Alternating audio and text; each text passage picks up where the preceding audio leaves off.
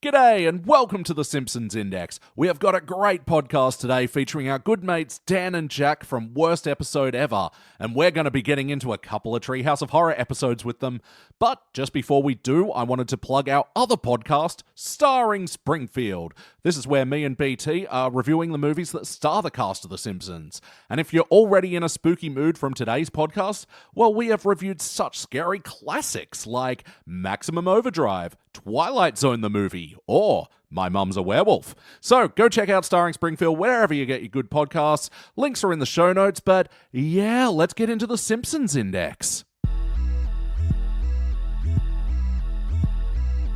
The Simpsons Index, an online spreadsheet that is also a podcast. This is the podcast.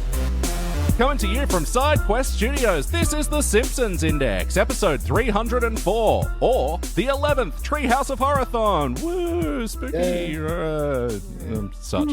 I'm your host, Elliot Jay O'Neill, joined here as always, except when he's not, by BT Calloway. It stands for Big Terror. Yes. Oh, do we all get special Halloween nicknames? Look, I was scrambling to think of that one, so... Well, listen to me, scramble. It's a devilish Dan Mulhall. Hey, woo, I'm here. I'm the devil, but also Dracula. Oh, no, it's double the evil. Look out. And Jack, pick your spine out of your back. This is Jack Picone. Oh, I see. We're doing Halloween names. That just clicked. Welcome to the podcast. How's it going? Hey, thank you. That's thanks for having us. Yeah, thank you very much. We're Elliot honored. Jay O'Neill. Oh, the spookiest thing you can do. Yeah. A crime that is no longer a crime in New York, I hear. Oh, did they decriminalize it? Jaywalking, the old Jay Leno skit that he used to do on the Tonight Show. That's still a crime. So that I assume is what BT is referencing. Of course. No, we're happy they banned Jay Leno. Hey, let me in. Our show. I can't believe it got banned. You believe this? You hear about this? But of course, Dan and Jack joining us from Worst Episode Ever podcast, and we stole a lot from you over the years, and one of them being Mayo-ween, and what better way to celebrate June with some Mayo June-a-ween. Yeah. Mayo June-a-ween, I love it. Look, time is a construct, and we can ignore it if we choose. We at Worst Episode Ever have stolen so much from you, both off the air and in terms of production, the way we produce, and on the air, we Jack just straight. Maybe stole your wallet. I think. Yeah, I also stole your wallet that time we were drinking in I was going to ask. But like the PAL ports, when you guys just talk about parallel imports, we basically just stole that and used that for the last however many years. For the last 10 years, so 5 episodes of Worst Episode Ever. Exactly, yeah. But yeah, thank you for joining us today and for out of Halloween season, reviewing a couple of tree houses with us today. Yeah, absolutely. And happy to do it. Always good to watch a nice Treehouse of Horror episode and also a second Treehouse of Horror episode. That's certainly how you could describe it. But yeah, before we get into the reviews, we do like to ask our returning guests, where are you guys at with The Simpsons at the moment? Are you still going back and watching the classics? Are you keeping up with the new era? Where are you at with the show? We'll start with you, Dan. Sure. I don't really rewatch a lot of Simpsons because they're so fully baked into my head. Like I've seen, Treehouse of Horror V, I've seen probably like 36 times. Yeah. So I hadn't sat down and watched an episode of the show in quite some time. I mean, I don't watch the new episodes. That's something that I never did because we do Worst Episode Ever, and I always wanted to go in fresh. Yeah. So I'd never seen the second episode. I aside from it being part of who I am, I don't really consume any Simpsons content at all these days. You can just close your eyes and imagine the episodes if you need to. I could just watch Treehouse of Horror V right now in my brain. Hey! Jack, how about you? Where are you at with the show right now? So we have a rule where we don't watch new episodes so that when we cover them on the podcast, we're going in fresh. Even though obviously we only record podcasts when there's an Olympics happening. So I've thought about breaking the rule because there are some episodes I've been curious about, but I haven't gotten around to it. And then every once in a while I'll get into a Simpsons mood and I'll watch a bunch of episodes. Me and my girlfriend will watch them like before bed. But it's been a while since we've had one of those. we've been on a big Star Trek Deep Space Nine bend right now. So, Ooh, but yeah, nice. it's been a while. But yeah, and when I do put them, sometimes when I put them on, I'm like not even watching because I'm already 5 scenes ahead in my head. Yeah. You're just after familiar background noise. Exactly. Yeah. Nothing sets the mood more for Jack and his girlfriend than gold-plated latinum. She loves Quark. I love having my ears rubbed. Great. Those Ferengi, everybody loves them. She's a Quark lady, all right. We are here to talk about Deep Space Nine, right? That's what I signed Oh up for. yeah. Getting deep on Deep Space Nine. Oh, yeah. That's what I say. Sorry, I have to get Star Trek porno ideas out of my head immediately. Hang on. All right, so let's fire off some ideas. It's a rich well, and I need to stop thinking about it. Well, I mean, Deep Space 69, that writes itself. Yeah, Sure. that's right Yeah. there. I'd be shocked if that didn't exist already. I'm positive that it does. Yeah. Yep, the things you can do in a Jeffries tube, my God. The Sex Generation. yeah, that's I'm not good. even a Star Trek fan. You're killing it. So it writes itself. Just this is the new podcast. Star Trek Voyager. I don't know why boy is the only one I can think of. Voyager. Star Trek Enter Her Prize. And Enterprise. Yeah. Enter Her Prize. Yeah. It's Hey, beautiful. All right. Sorry for the derailment. It just got jammed in my head. Well, yeah, and as clunky a segue as could be possible, I'm curious though, because you both have kids now, and I'm just wondering, have they seen The Simpsons at all? not well. Okay, so I have 2 daughters. They're 7 and 5. When they were younger, I would show them certain scenes, like a lot of really physical comedy scenes, right? Like Homer in the Land of Chocolate. They used to request to watch that over and over and over, a bunch of things. Or they also really liked Maggie escaping from the Ayn Rand School for Tots. Oh, yeah. So they've seen a few things like that. Funny enough, this past Christmas, I was like, honey, we're going to watch the Simpsons Christmas special with the kids and the very first episode from 1989, and we put it on and we watched it. And 2 things happened. One, they had 0 reaction whatsoever. I don't know that they understood everything that was happening. I don't know that they laughed once. But the other thing is, I didn't think this fully through because in that episode, you may recall, Homer is Santa.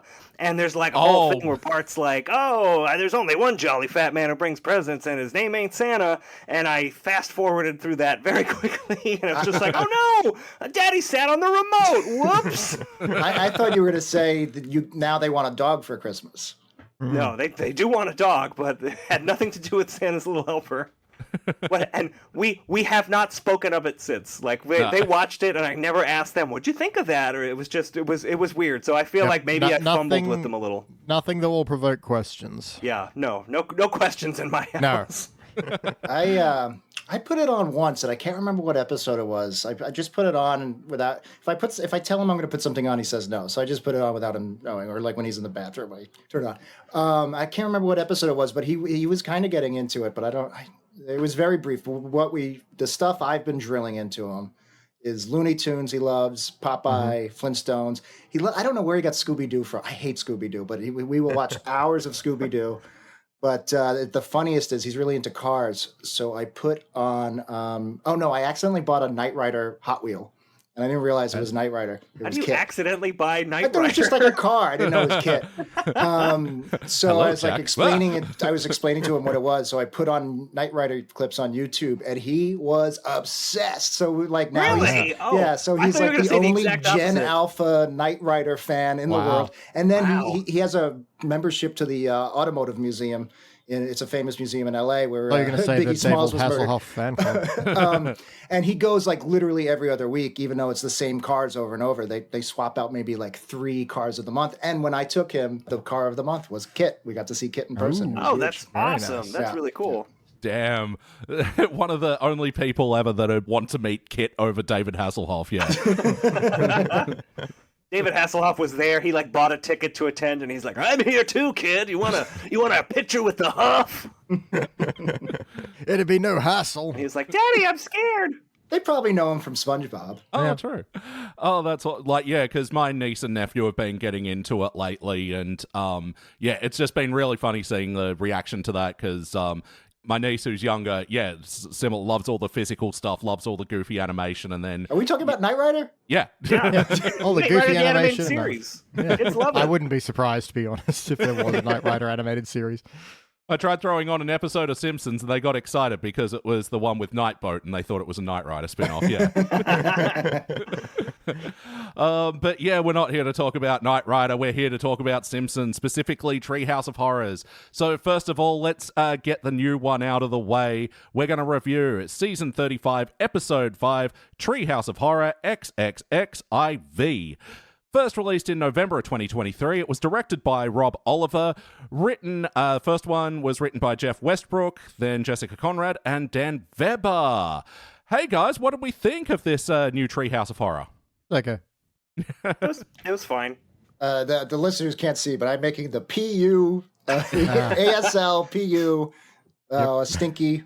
Yeah, so we got the first segment about NFTs. The second one's called 8, and it's like a Silence of the Lamb thing. And the last one was zombies, but Homer. I feel like already this is exposing part of the problem. It's trying to cover too much ground. Mm-hmm. Because the NFT one is also Snowpiercer, and the Silence of the Lambs one is also Seven, and also Mindhunter. And I can't remember about the third, but it's not really anything. The third one, I think, was mostly Outbreak, the Dustin Hoffman movie, because it was called Outbreak. Yeah, but from, 96 or whatever. Yeah. So, one the kids are all talking about in 2024. I mean, hey, they lived through an outbreak. That's true. Yeah. I agree with PT. I'm sure we'll talk about the whole NFT thing.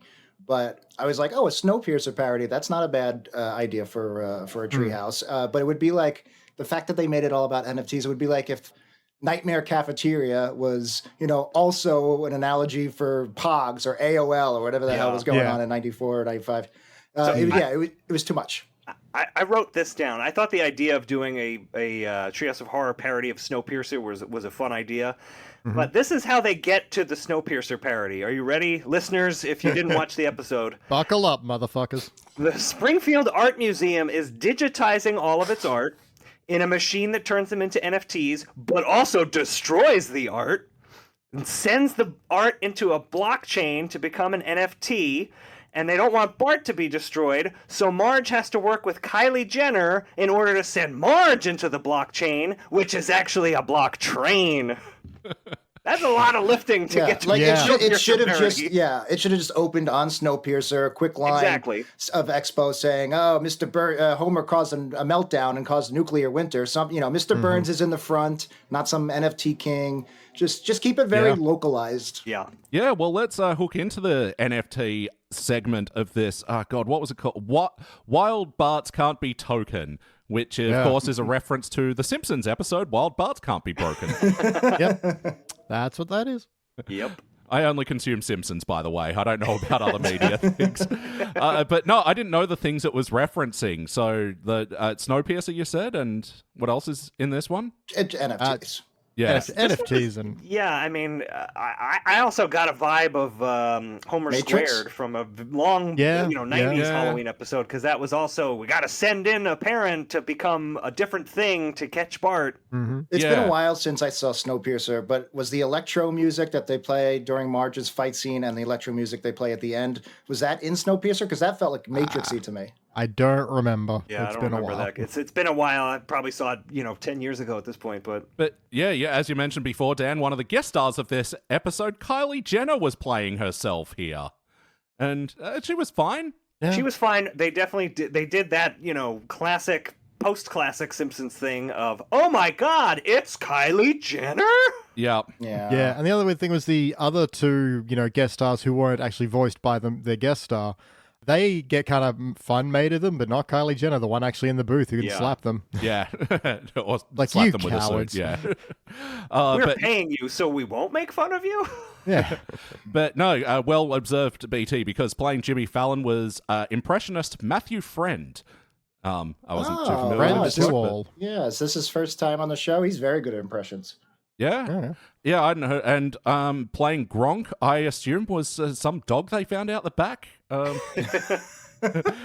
So, BT, I don't think you know this guy. I only know him through wrestling because he hosted WrestleMania in the pandemic. I only know him through, like, meme references. Oh, right. So it's a very long, winding road to get to what I think is an insurance ad. But yeah, from what I understand, he's a football guy and he's pretty dumb. That's Okay. You've just summarized everything most people know about him. Yeah, and he has a caveman name. Yeah. Gronk. He's basically the third bad guy from Superman 2. Yeah.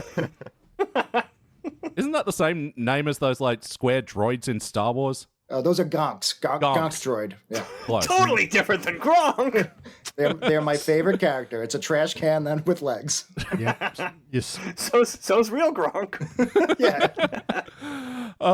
We'll start with you, BT. What stands out to you from this segment, for better or worse? Murder Marge. I like when Marge murders things. Even when she's using cats as nut chugs? And... Yeah, sure. Why the hell not? Yeah, look, I didn't love this segment, but as a way to move the plot along, I liked that idea that, yeah, Marge's value as an NFT was determined by killing the lower level NFTs. Yep. Look, I mean, it doesn't make a whole lot of sense, but how many action scenes does Marge ever get? So, I'll take that for something different. Yeah. Oh, and the cat kill scene looked quite good. Yeah, I thought that was all right. I liked her with her hair in a ponytail, too. Thought that was a good look. Oh. Yeah, much better than a haircut later on in the episode, but we'll get to that was disturbing. How about you, Dan? Yeah. What stands out to you from this segment? Does it have to be a good thing that stands out, or it could just be anything that stood out? For better or worse? Anything that stood out. Ralph House stood out. So at one point, Ralph Wiggum and Milhouse are in the AI, whatever Go the fuck this through thing the is. NFT-erizer. Yeah, the NFT-erizer, and they get fused together, and it's like, what do they say? It's like, please kill Ralph House, because they're now merged as an NFT. And I took note of that, but I didn't particularly like it. It just stuck out. Similarly, it is a note on my page with no up or down arrow. It's just there. It simply was. Exists outside of better or worse. Well, I mean, I like that she killed it. Like, Yeah, that was my favorite part, when it died. How about you, Jack? What stands out to you from this segment? We covered pretty much everything, but there is two things I kind of want to mention about Treehouses overall that I noticed in the first segment. Also, that's crazy that... So me and Dan haven't watched many from the 30s era, and we definitely haven't watched any from the last few years. So the first thing I noticed was that there was no introduction segment. Like, they just got right to it. It's fun. And then I had watched Treehouse of Horror V first, so it's funny to see how it got trimmed down, and now it's like just virtually non-existent. They try to like integrate the title, and it kind of works, but you're also into it by about a minute before you actually find out what it's called, which just feels odd. Yeah, and it's a kind of blink if you miss it. Like, I would get that. I feel like my mom, I call it the mom test. I feel like my mom was watching and it would just go right past her that's the title. Yeah. Yeah, it has been a thing with the 30s that they really have cut out the intro sequence pretty well entirely from the majority of episodes. Like, most episodes don't even get, like, the Simpsons and couch gag. Like, it's just the Simpsons into episode. Yeah, and similar, this one has just someone doing, like, a grave rubbing of a grave, that's the title, and then we're in. It's like 10 seconds. Yeah, but even, like, the other Treehouse of Horrors, like, in the 20s and the recent ones, they would have, like, the opening segment almost be like the length of its own segment. Yeah, it's interesting that they were like, no, all three of these things need the maximum amount of time. We gotta tell our NFT story. Yet they feel so rushed. This is what people want. NFTs. Something that's dated the moment the episode was written, let alone came out. At least they acknowledge that. If my memory is correct, this literally came out like the day before the NFT bubble burst, or something like weirdly well timed for The Simpsons. I wouldn't be surprised. But my other first thought listening was just how different the voices are. I mean, we talked about this in the late 20s and early, like season 30, but I feel like it's just getting as they get older, it's just getting worse and worse. Because like Mayor Quimby didn't even to me, the difference now with Bart, Quimby, not so much Lisa, Marge, obviously, I would say it's like almost as big of a difference as like season 1 to season 6. Yeah. Especially when you watch them, like, I assume we all watch them back to back. And just you jump back to 1994 and it's like, oh yeah, that's what they sound like. Yeah. Well, like, we've said it a few times, but like, we're almost desensitized to Marge and Julie Kavner's performance now. But like, even then today, there were some moments where it was like, who is this? Yeah. Smithers, a lot of the Harry Shearer ones, even Hank Azaria's. I remember Wiggum was off, or Mo, I forget which one. Yeah, Harry Shearer has been the real depressing one for us lately. Like, we keep saying it's hard to hear Mr. Burns sounding old, which yeah. is a weird thing to say, but, like, I don't know, he used to be lively, but yeah. Yeah, he used to be funny old, now he's just old. Old. Still funny, just not ha-ha funny. The one other note I had was, because I watched them back to back, was the Halloween names, which went over my head at the beginning of our podcast, but I think in Treehouse 5, it was Morbid Matt Groening, and in this one, it was Splat Groening. And I was like, oh, that's cute. And then I was thinking, do you think season 35, billionaire Matt Groening on his tropical island somewhere, and hopefully no other islands, he was on those flight records. Do they call it? Do they call him up and be like, "Hey, what do you want your name to be this year?" Or do they just pick it for him and just, Yeah, I mean, I got to assume they just pick it for him, but who knows? Maybe some intern picks it. I would honestly be surprised if Matt Groening knew anything that was going on with The Simpsons these days.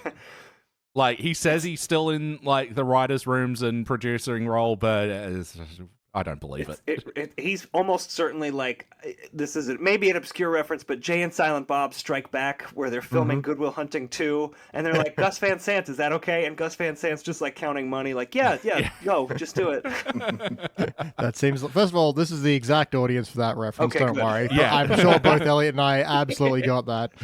And second of all, yep. No, I even have a signed by Kevin Smith, Jay and Silent Bob Strike Back poster. I thought you were going to say I have a signed Good Will Hunting poster from Gus Van Sant. Good Will Hunting that's 2, what your audience hunting loved. season. He didn't even look at me. He just scribbled on it. Nice. You write applesauce, bitch? Shut up.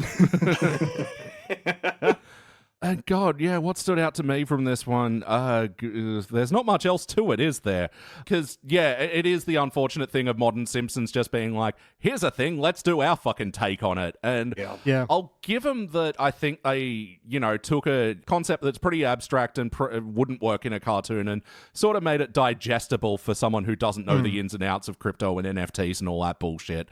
And, like, made a story out of it, even though... Yeah, it was largely unnecessary, but I don't know, there were some bits, like, I didn't mind the Poochie NFT fight, where it's got, like, diamonds for hands or whatever.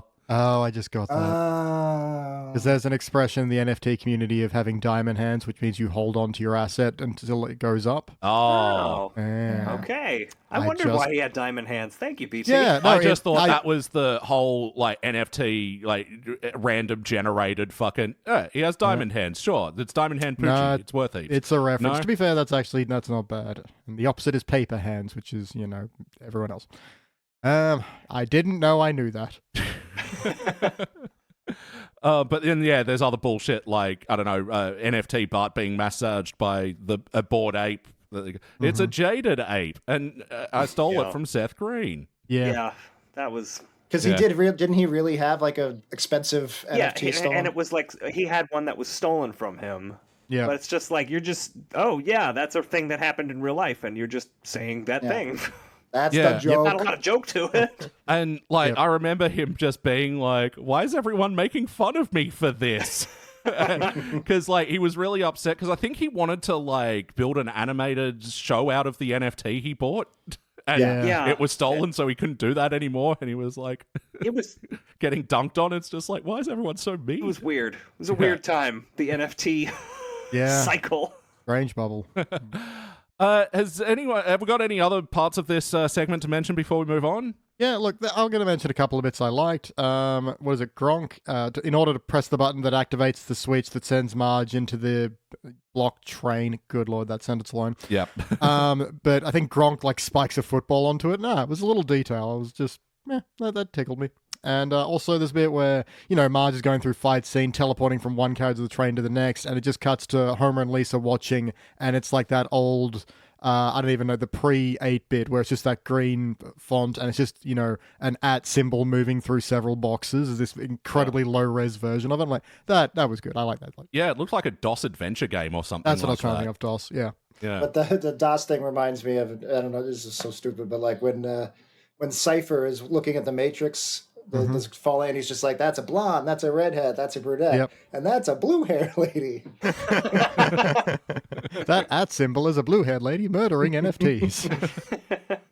So yeah, on the Simpsons index, we rank using a 6-point scale. Starts down the bottom at failure. If it was meh, participant, and then bronze, silver, gold. But for the best, the very best, you give cubic zirconia.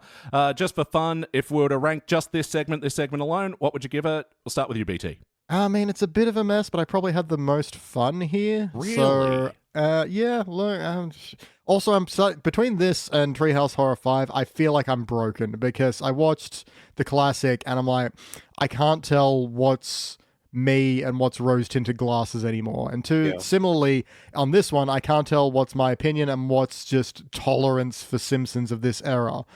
But that said, look, I always say follow your heart guts, and my heart guts are on a bronze for this one. I had the most fun with this. Wow. All right, Jack, what do you reckon? This was my least favorite of the three. So, but I don't think it was a total failure. I feel like it could definitely be worse, and we've seen worse. So I guess meh. I purposely came prepared so I wouldn't be like stuttering on air, and like I picked it, but I forgot that you do for each segment. I was damn it.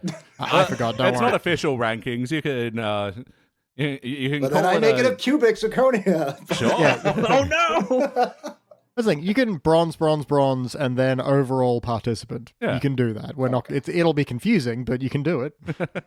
How about you, Dan? I'm gonna go participant on this one. I think this probably. I don't know if this was my least favorite. We'll talk about the Sideshow Bob one in a second, but that one might be my least favorite. So yeah, I want some room to go further down. Yeah, I'm on a meh participant as well for, like, some okay jokes, and like I said, the story was fine, but, like, it is ultimately just this Simpsons doing a trendy commentary when they absolutely did not need to. Mm-hmm. Yeah, and moving on to the next segment, 8, spelt EI8HT. Careful there, Elliot. Yep. And it's 8 in the morning here, and so it's way too much fucking processing for me to do. Letters and numbers in the. So, yeah, we get an alternate version of the ending of Cape Fear where Bob just like, hey, this is a ploy, and then just murders Bart in front of Lisa. Cut forward 20 or 30 years or something, and she is the dean of the True Crimes Division, and she's an expert on serial killer catching, and there's a string of murders across Springfield. Hey, all, what did we think? I loved the opening of this. Like the idea of going back to an old episode and being like almost like a what if kind of an alternate reality. Like, well, what if Bob actually killed Bart? And I was like, oh my God, that's so cool. I wonder what'll happen. And then it jumps into the future and it does a not so great parody of 7.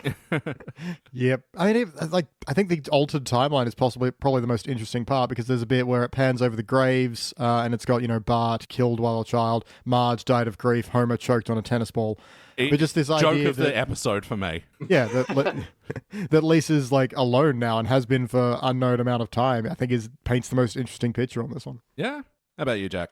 Yeah, I mean, me and Dan should start a Simpsons podcast together because I'm on the exact same page. That's exactly what I... How do you feel about funny voices, Jack? Are you I pro love or them. anti?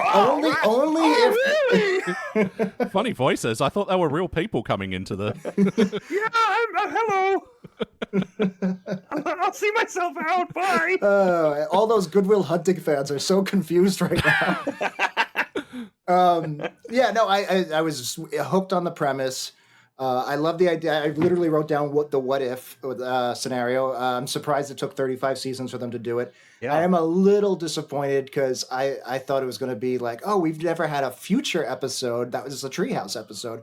But this isn't really a future episode. Even though it's 30 years later, there's no Futurama gags.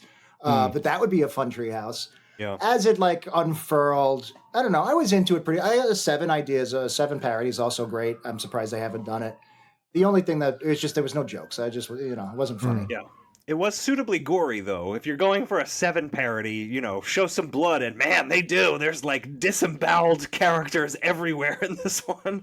Yeah, even that opening scene where Bob machetes up Bart, like it's all done in silhouette and blood splatter, but it's still very visceral. Yeah, there are chunks. There are chunks of that silhouette missing. Yeah, so even that's something, I mean, just to call to 7 briefly, because I do like that movie and one for very specific purpose, it always comes off as being very graphic and violent. there's no violence on screen. It's all the afterwards. It's all implied. And the fact that it's done in such a way that feels violent and disgusting is just testament to the filmmaking. Definitely. I will push back on the idea that there's no jokes in here because, again, like Homer choked by a tennis ball, like that was literally a pause the episode moment for me. The other one, which I almost missed the next bit of dialogue from, was Lisa saying how Rod became the most foul-mouthed prop comic. Yeah. Those little glimpses into this alternate reality are definitely the parts that shine. Yeah. That's true. I just realized the one joke that I wrote down in the entire episode that was my favorite joke of the episode was, I thought it was in the other one, but it is in this one where the podcasters come in. Yeah. And one says, get 15% off, toothpastewarehouse.com. Yeah. I wrote that down too, Jack. We should do a podcast together. Trails at toothpastewarehouse.com. Yeah, that was great. That's a website I would have a subscription to. Of course. Yeah. One quick thing about the Rod Flanders being the prop comic. Did you guys also catch in the next segment, he's at the church and he's reading Carrot Top's biography? I like that, yeah. I loved that. I was like, I see what you've done here. Okay. Oh, great little passing gag. Loved it. I guess we should talk about this now. Me and Dan had a big debate over whether Rod or Todd was the older brother. And because the killer is killing the firstborn in this segment, it kind of confirms that I was wrong. Todd is the older brother. I really would thought it was Rod. Rod. No, Rod is the older brother. No, Todd is, because he died. He was the firstborn. No, that was Rod. Yeah, it says Rod is. Oh, that was Rod? Was first. Yeah. Oh, wait, Rod's the tall one. Yeah.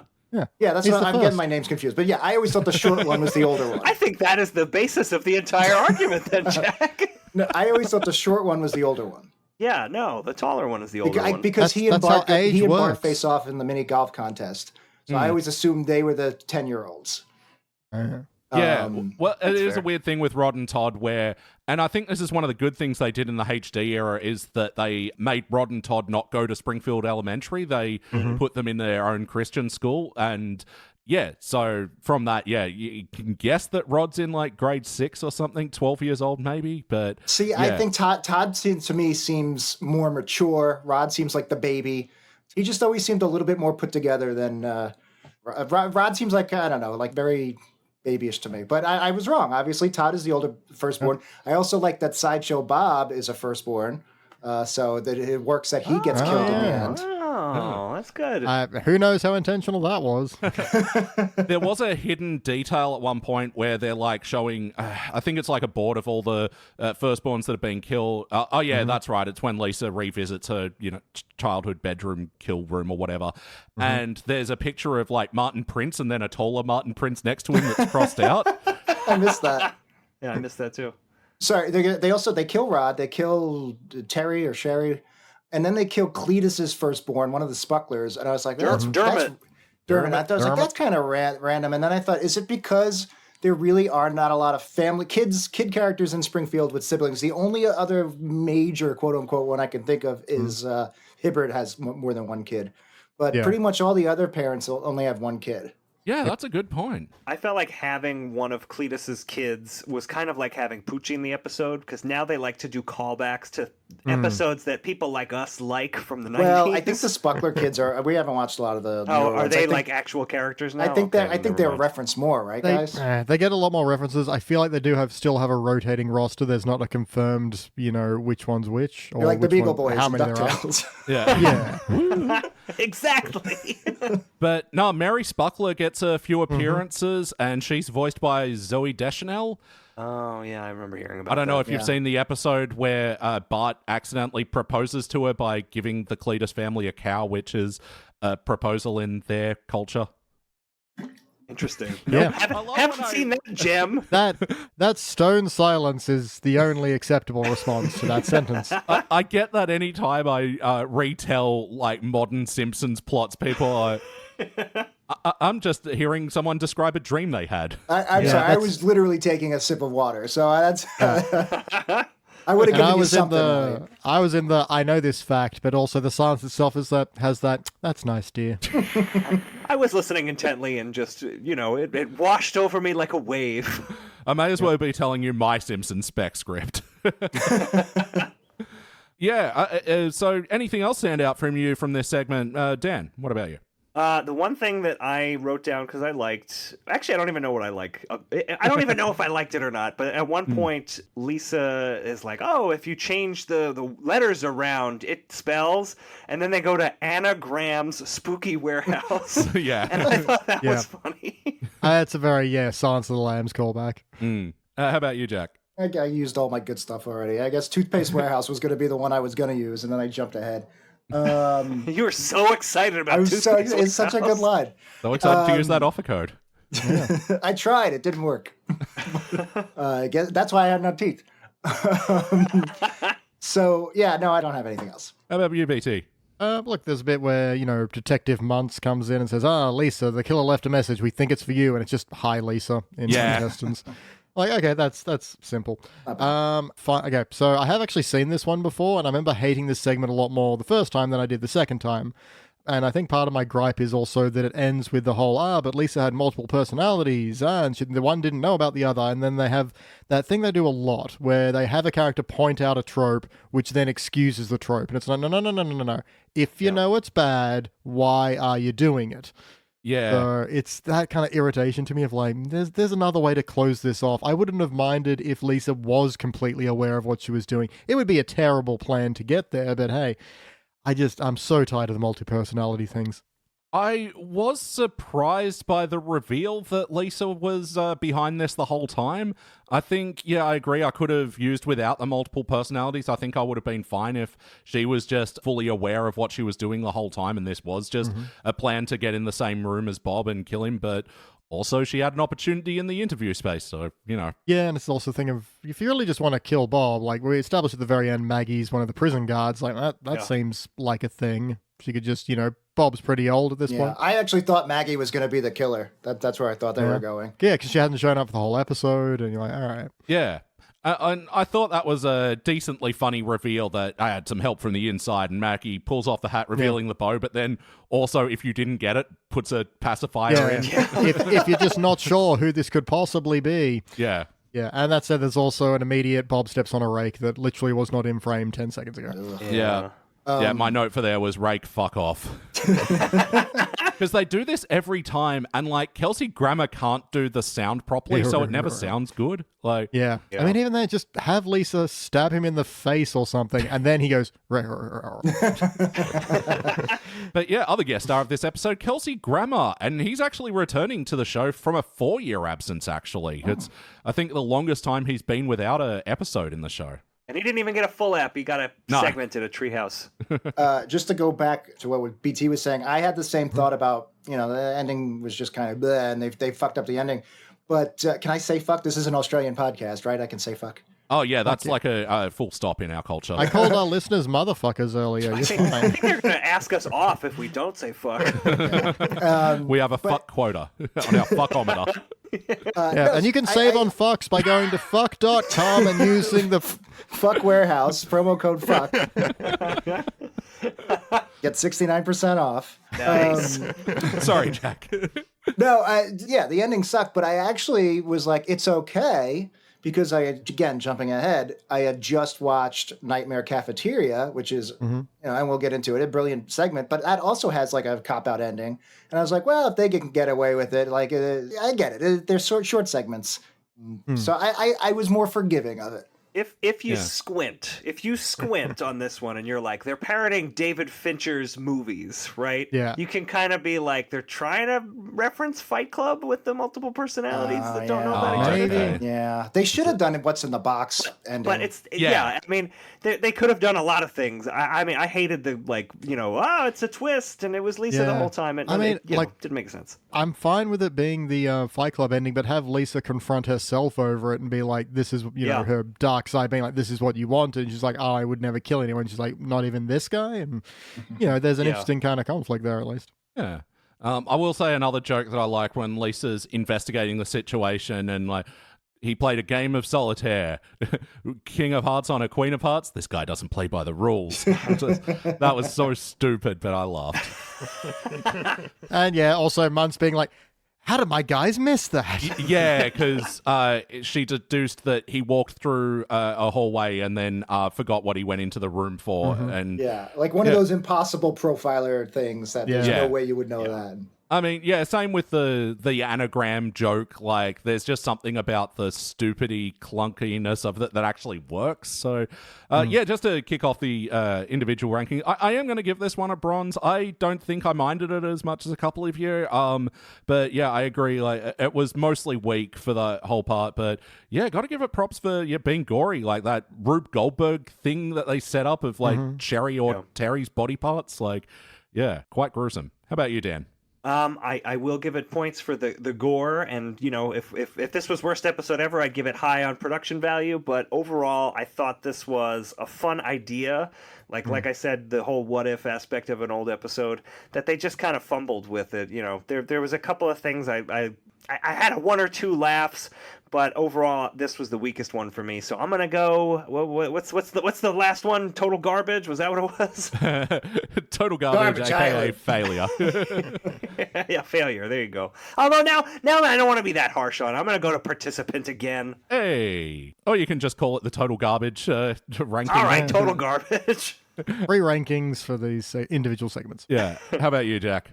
This was the millennial segment of the episode. It gets a participant. All right, BT. Look, I'm going to participant as well. It's hard to describe what isn't landing because we just talked about some of the jokes we liked, and I think it's mostly just, plot structure, though I really like some of the background details and the implications of this alternate universe. But I think it just has more promise, and that's what hurts when it doesn't come together the way you want it to. Yeah, that's it. Oh, the alternate thing as well, because like they do pretty much shot for shot the same episode, but then when it diverts, like the widescreen widens, and then Bob goes, "Hey, hang on." That's actually the one thing I'd change about that is that I wish like Lisa was somehow responsible for like Bob getting wise in that moment, because it's just kind of like a timeline deviation for no reason. Yeah, that's true. Yeah. But yeah, moving on to the last segment. Homer eats radioactive donut and burps a green cloud and everyone becomes Homer. Hey, what do we think? Yeah, that. Again, the stone silence speaks volumes. No, this was my favorite. I like this one. I thought I was again surprised. Season 35. I'm assuming this is the 34th Treehouse, right? I was surprised just that they came up quickly on that. Sorry, just when we all agreed that we watched the same thing, and like I outlined the premises of the 3 segments before, there was such a relief because I'm always worried with these Treehouse of Horrors because of the fucking weird numbering, and they're always one less than the season that like someone was going to watch the wrong Treehouse. I was very worried. I was going. Yeah, I was very worried. I was going to come in and be like, okay, yeah, this is one. So yeah, it's huge relief before. Sorry, Jack. Yeah, no, the idea of everybody turning into Homer and Homerifying other Springfield characters, I was like, they could have done this 20 years ago. It's nice when they come up with something original. So I really liked it, even I still wasn't laughing my ass off, but or maybe even LOLing. But I did really like some of the Homerized. What do we want to call them? Other characters. Yeah, the homosexual characters. There was one homosexual character. Yeah, there was. Yeah, I think similarly, like, I enjoyed the designs and some of the jokes of this one a bit more than the other 2 segments, even though the story is just basically non-existent. It is so paper thin. Like, I'm a huge fan of Outbreak. I've seen the movie. I haven't seen it in like 20 years, but I watched it like every week when I was a kid on VHS, obsessed with it. And I did not realize this was an Outbreak parody. I can see it now. I am so curious to go back to so much like pandemic media now that we've had one, and just sit there and be like, no one's fighting over toilet paper. This is bullshit. Yeah. People are like agreeing to work together. Fuck off. No, not in the real world. No, come on. How about you, Dan? What stands out to you from this segment? This one was also my favorite. I agree with what Jack was saying. I just thought it was a fun idea. Everybody's turning into Homer and just turning into these silly versions. I liked Santa's Little Homer. That was a good one. And the bowl of beer was a nice touch. Yeah, I mean, I'm assuming we're going to talk about Marge at the end, but that definitely stuck out. Let's go home and bump muzzles. Such a disgusting image.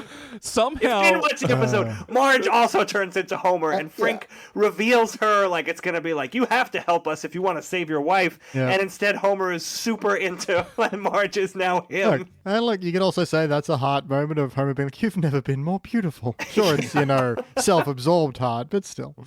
Somehow, like you were saying with Seven not actually showing any violence, like, they didn't show anything graphic here, but just the idea of it is more disgusting than any Simpsons porno that I've actually seen.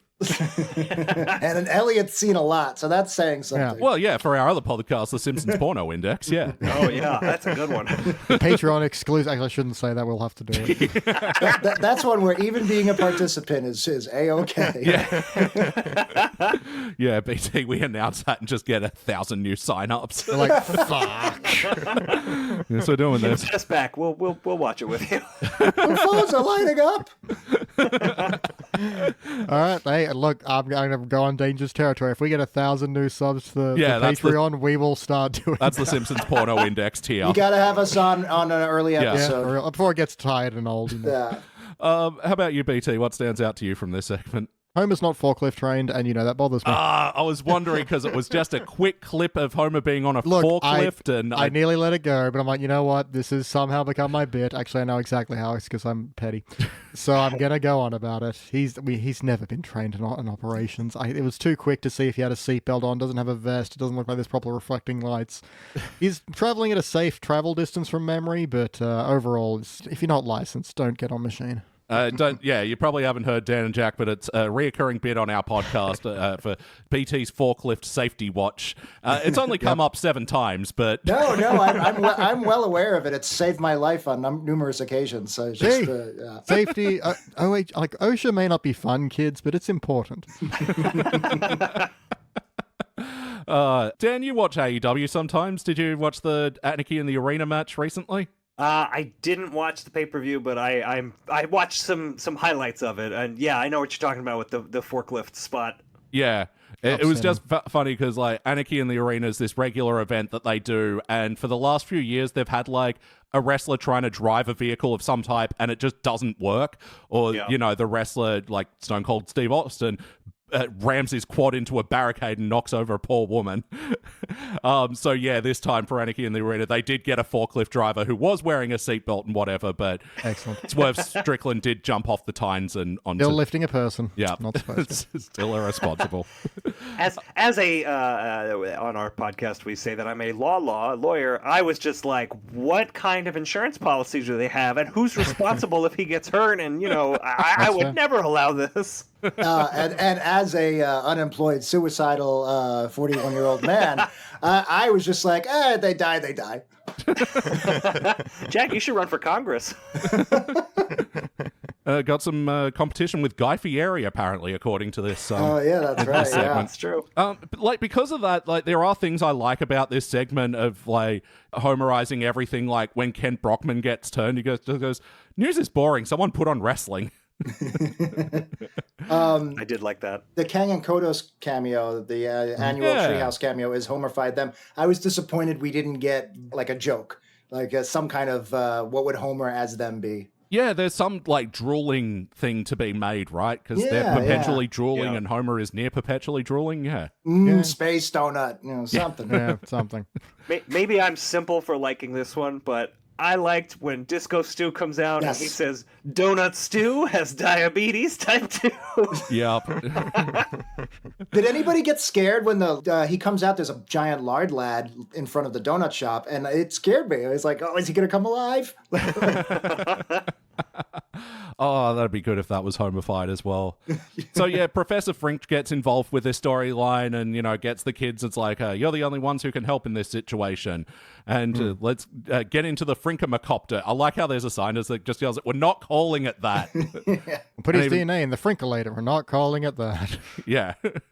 No, I enjoyed that.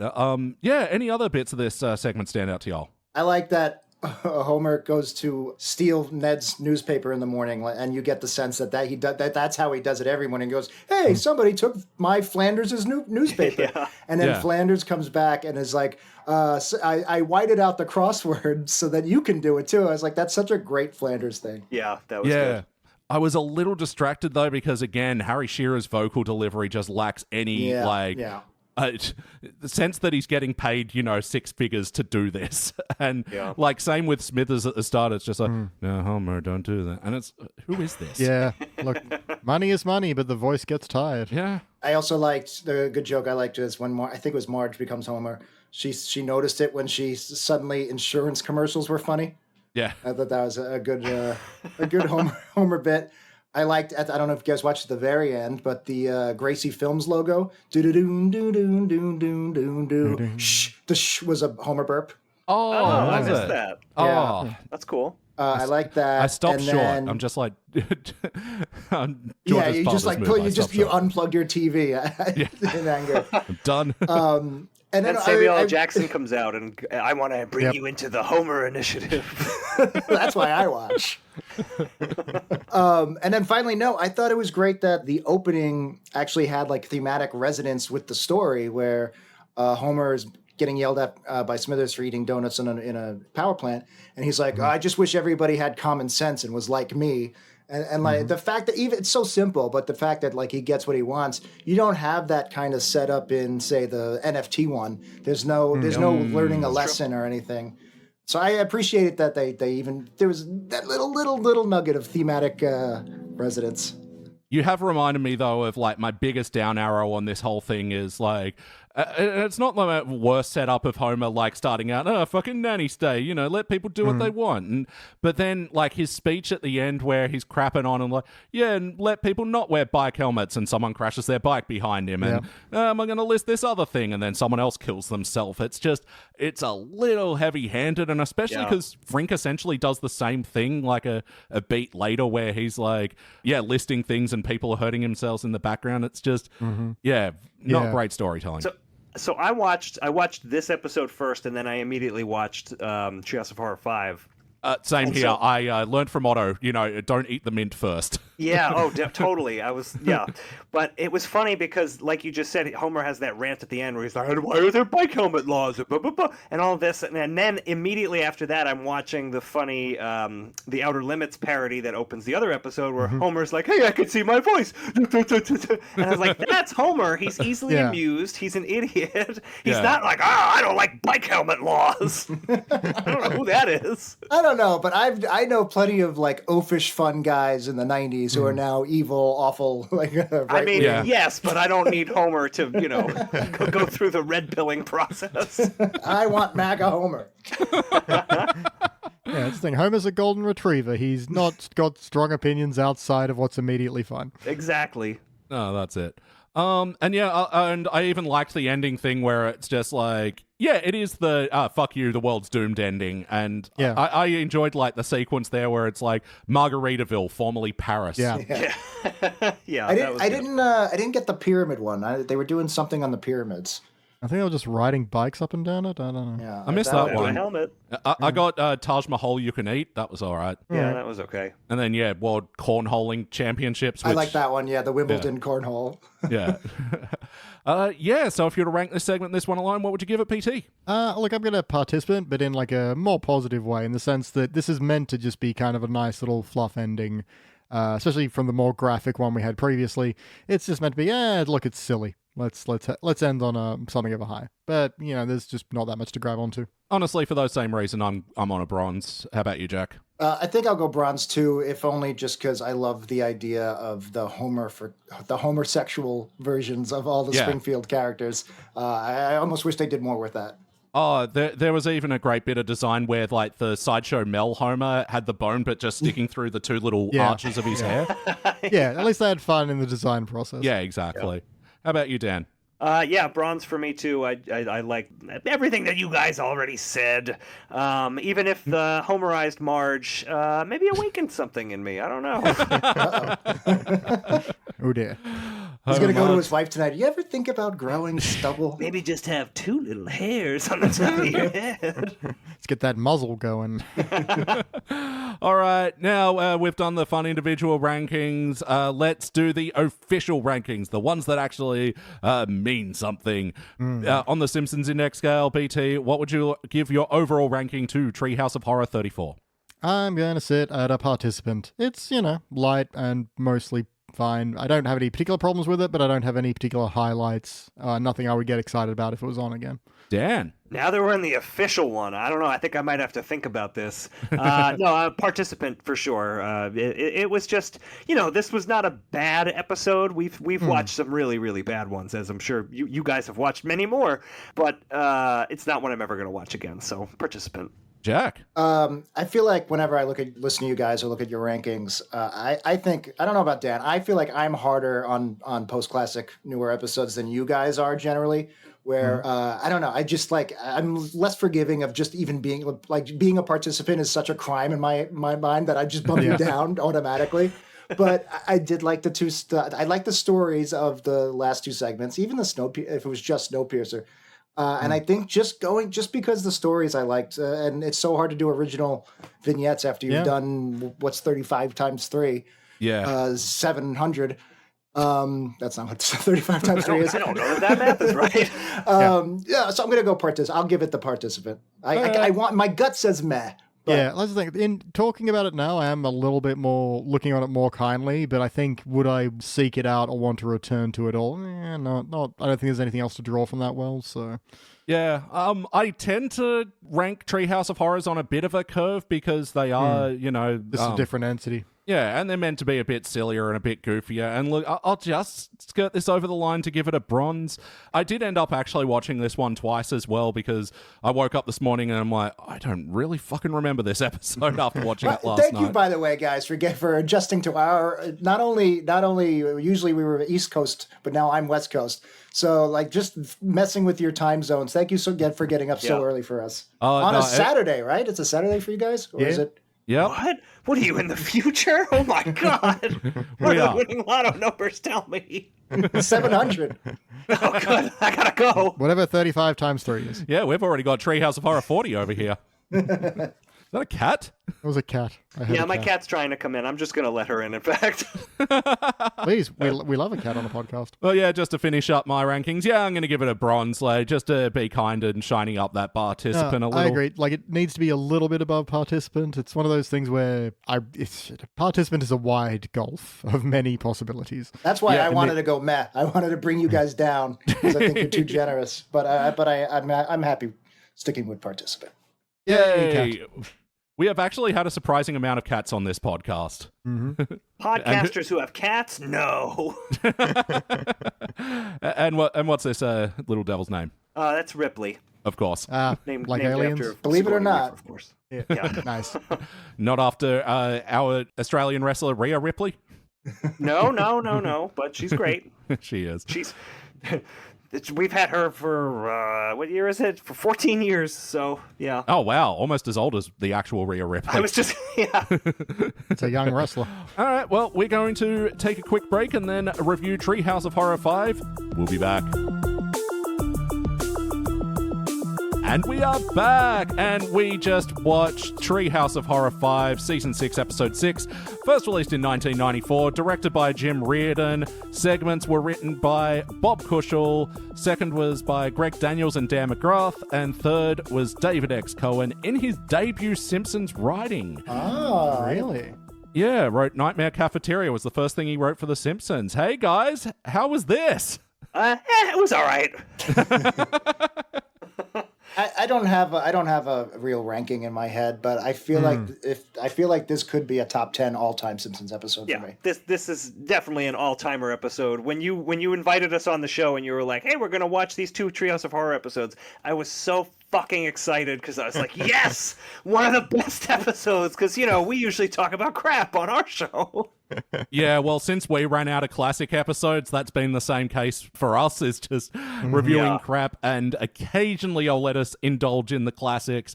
And because BT missed this one the first time round when we reviewed it, I wanted to make sure you got to review this proper for the index. Oh, thank you. And not just on our Patreon show, except when he's not, when BT reviews the episode. Whatever. BT, how was it reviewing this one today? Again, my only downside here, because it's, a blissful return to a long-loved friend, but it's also the question of just how much of this is part of my DNA, and I don't even know how to review it.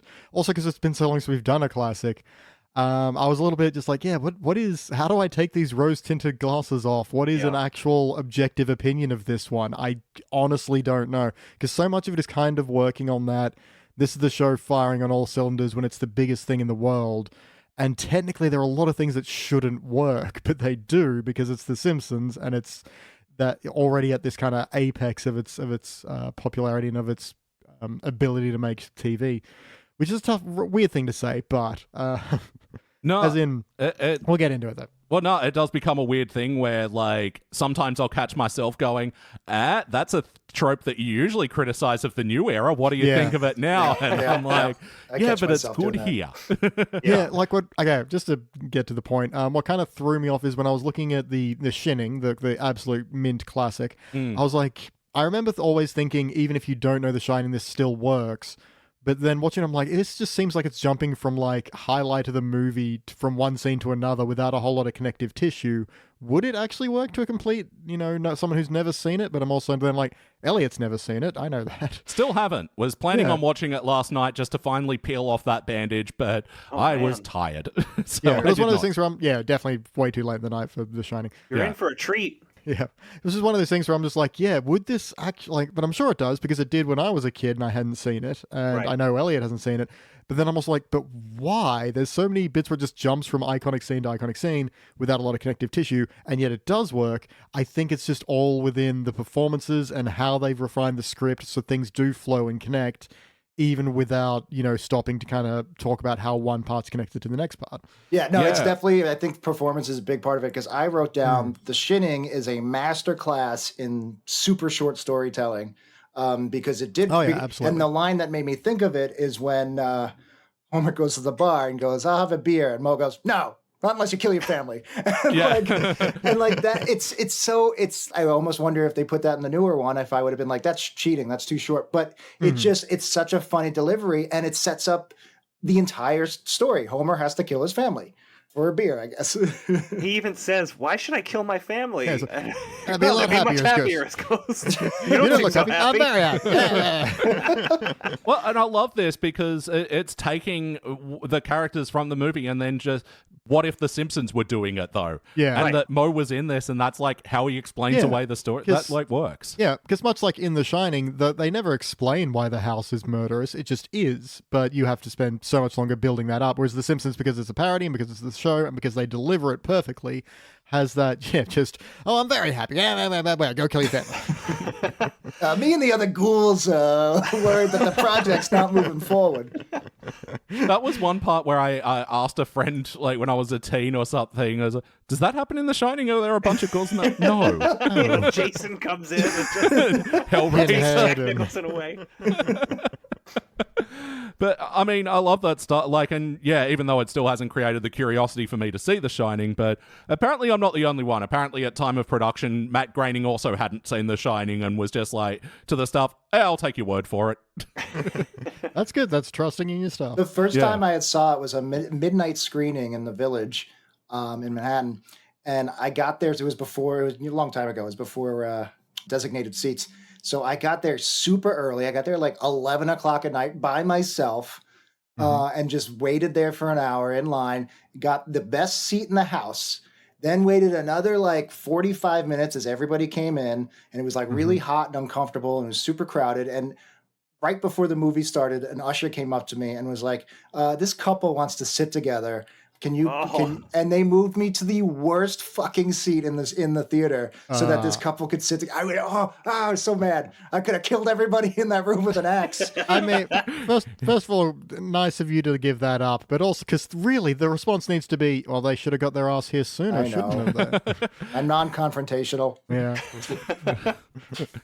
One of you can sit here. And I'll hold their hand. Let me clear a spot. Listeners, you don't want to know what Jack did with his face. I stole that from Mr. Show, so if you see Mr. Show. Yeah. I mean, we're here, the Shining segment. Dan, how about you? What stands out to you from this one? So, you know what's funny is I love The Shining. I love Stephen King. I love this segment, all-timer, like we were saying. There were two moments in this that stuck out to me and I laughed at that I don't know that I've ever laughed at before. Oh, I wonder if it's the same as me. And they were both Marge things. Oh, no. I don't know if that's the same as you, Jack. One is, she goes, oh, what he writes will be a window into his madness, and she's feeling fine. Oh, that's a relief. And then you see that he wrote, no beer, no TV, make Homer go crazy everywhere. And then she just has this moment where she just goes, well, this is less encouraging. I never really picked up on that before. And I was like, oh, that's really funny. I wrote that down as well. Yeah, that got me. And then the other one is when she drags him into the freezer, and she's just like, "You stay here until you're not crazy." Oh, chili would be good for dinner tonight. Yeah, you never noticed the chili line. I mean, I did, but I like it. It really got me. I really laughed at it this time. Its delivery is perfect. Along with Mom, is Dad gonna kill us? I guess we'll just have to wait and see. Yeah.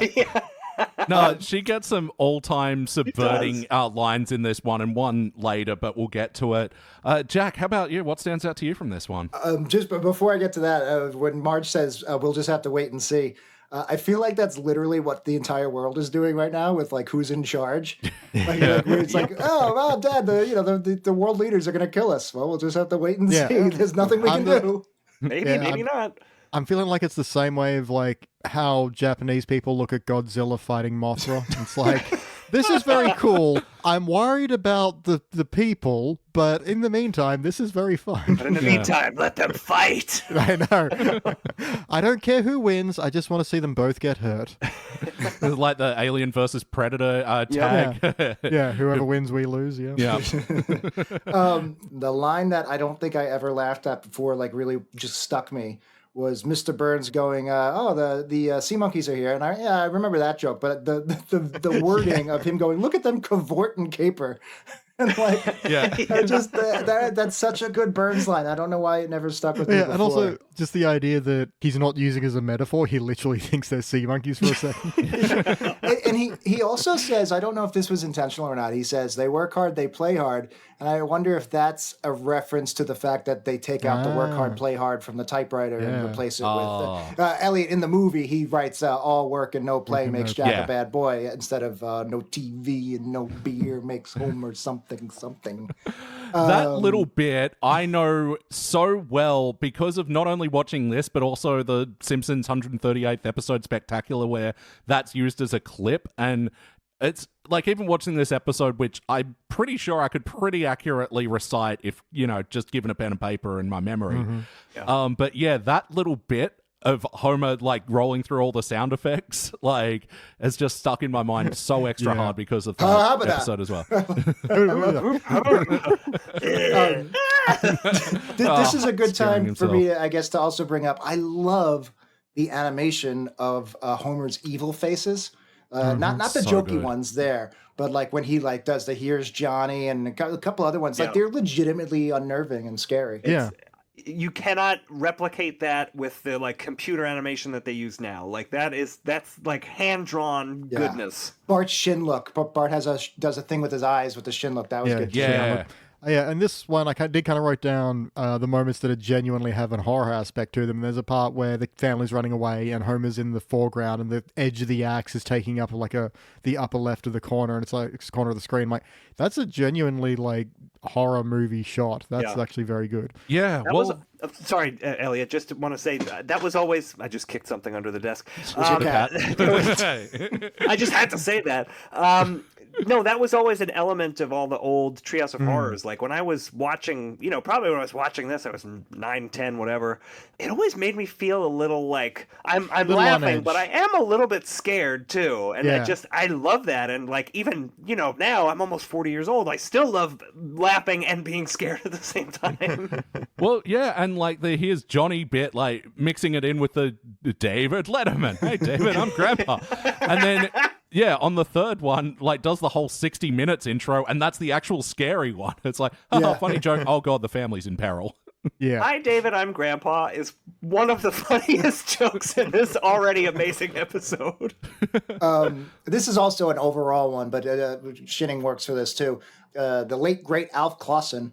Man, the music is so like the spooky, it's Simpsons themes, but not just using a theremin and stuff, but like it's just such good spooky music, good horror music. Yeah, and that great sting with the different days of the week in the opening. I was definitely pulling that from the when movie. You locked the back door, did you remember the front door? Sting. But in that scene as well, like the zooms going on, like again, not familiar with the movie, but I can appreciate a good camera zoom even in a animation sphere. But like, yeah, the way the backgrounds are moving at different speeds to when they're bringing the foreground in, and like on our Patreon podcast at patreon.com/sidequeststudios, we've like reviewed the DVD extras on the box sets, and this one got a lot of attention on those, and like really cool animatics and stuff, and talking about the direction of the episode and how they were inspired by Kubrick's movies for this one. But one of the things here as well is in the animatic version, there's like 3 John Denver jokes that they cut. And it's so funny because the one that still exists in this episode is this house has been, built on satanic rituals and witch burnings and 7 John Denver Christmas specials. But then, in the original version, like John Denver comes back at one point for a really bad joke, and like it happens another time. Like, I wonder if they tried to get him. I wonder if he was the intent was to have him guest. And maybe this was their compromise, right? Does the real Shining take place in the Rockies? Dead at that point, was he not? No, he wasn't dead yet. No, they wouldn't have made that. I don't think they would have. I think he was joke. fighting the PMRC at this time with Frank Zappa and D. Snyder. But is the Shining does the Shining take place in the Rockies? I'm not sure, but I think so. So I don't know. I could see them in an early so. draft, like working in John Denver as a guest. John Denver was alive when this episode aired, Jack. Presumably it's in Maine, because that's where a lot of Stephen King things are. So don't know if the Rockies are in Maine, but it's sorry, I was looking up John Denver while you were saying Sidewinder, Utah is where The Shining takes place in the book and the movie. Oh, okay. Oh. I don't know if that's the Rockies or not, because I don't know the geography of my own country, but that's where it is. Utah has mountains. I do know you can have more than one wife there. Oh, yeah. We know the important stuff, Jack. Am I right? I know. You're thinking of a man with 2 knives. But anyway, just to cap off that point, I think it speaks to, the whole doomsday process of the early Simpsons that it existed here that doesn't apparently exist in the new ones where they filed it down. Really got it down to its best elements and everything. And well, also, if I remember correctly, in the animatic, like Patty and Selma are playing like the twins from The Shining. But it doesn't really I remember watching that animatic and being, thank God they cut that. It really doesn't work. Because it was only there for the twins reference, whereas they didn't have a twins bit here, but it didn't need it. Yeah. I've never realized that they didn't have a twins thing, and that's such a famous moment from The Shining. It's Sherry not, and Terry but it's not something you miss. Oh, maybe it was Sherry and Terry. I thought it was Patty and Selma. No, they did both, because I think they did another set of twins as well. It was like a rule of threes game. Wasn't it like DeVito and Schwarzenegger as well? Yeah, that's right. Oh boy. It was, but it's one of those things you're like, I can see why Classic Simpsons works, because they cut a lot of the chaff. Yeah. If this was season 15, I bet you they would have done the what's the room number? The scary room number. 237. And you would have opened it up, and instead of a naked old lady in the bathtub, spoilers, Elliot, it would be a crazy cat lady throwing cats. God, you're so right, Jack. Or just Agnes being like, I need a bag. Yes, mother. I love this. Yeah, let's send in a bad Simpsons spec script and it'll just get approved. You're hired. Anything else to mention from this segment? I just quite like the bit where, Burns and Smithers are packing up, and it's just, you think this is why everyone went mad and killed their families? Like, tell you what, if we come back and everyone's butchered, I owe you a Coke. Yeah. And just the delivery of I owe you a Coke. And also that was a very 90s thing I think we all grew up with. Yeah. All right, if you were rank this segment alone, what would you give it, Jack? Cubic zirconia. I mean, it's I'm tempted to buck against the trend and give one of them a week. This is a perfect episode. Yeah. Dan. Yeah, no, cubic zirconia, you want to be a tough grader and all that, but no, this is one of the best episodes of a very influential television series. It's a cubic zirconia. And BT is so right about the rose-colored glasses thing, but like it's I don't care. Like it's not just rose-colored glasses. It's at this point the entire world is rose-tinted when it comes to like how embedded these episodes are in my DNA. Yeah, totally. Yeah. Mm-hmm. What would you give this segment, BT? Yeah, Cubic. I mean, I do stay to what I say before. It feels like it shouldn't work. Like there's just not enough things connecting one to the next. And yet I think it's in delivery and how the script is structured and how the ideas are structured that it works perfectly, even though that defies any kind of logic. Yeah, no, I mean, same for me here, and still, like, having not seen The Shining, this still works, and, yeah, like you were saying, Jack, just a testament of short storytelling, and even more impressive to get as much of The Shining as you need in this. And to still have it feel very Simpsons, yet spooky at the same time. I found another excellent note of like TV, teacher, mother, secret lover.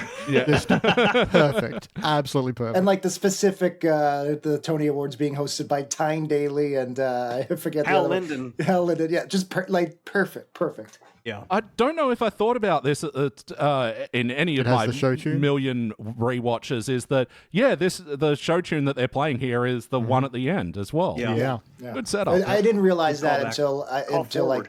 I was like in my 30s when I picked up on that. Yeah. I also was always confused as a kid the Inside Out dancer. I never realized it was Willie. That I didn't pick up on. Oh, it was meant to be Willie? I thought it was Grandpa. It does look like Grandpa to some point, but no, Grandpa. Willie runs in, and also it makes sense because Willie gets a pretty rough time. I do like the through line of he always gets murdered by an axe. Into really the back. Yep. Well, and then I think he's the one that gets eaten by, or like Santa's little helper like drags him away, right? It's like that's Bart. Oh, that was Bart. Never mind. Family dog is iron bars and intestines. Yeah. Yep. These two have been to Simpsons karaoke nights. Oh, if only, my God. Okay, segment number 2, Time and Punishment, the Time Toaster. What do we think? I mean, it's wonderful. Yeah. Yep. It's great. It's great. It's funny that it's another Homer-centric episode because the Shinning, I would think that would be categorized as a Homer-centric one. It's kind of everybody, and it's a movie parody where this is like not a specific parody of anything. What is the Flanders universe spoof of? Is that a spoof of anything? Like the dystopia, mind control, Flanders in charge? A little bit of everything. 1984, little.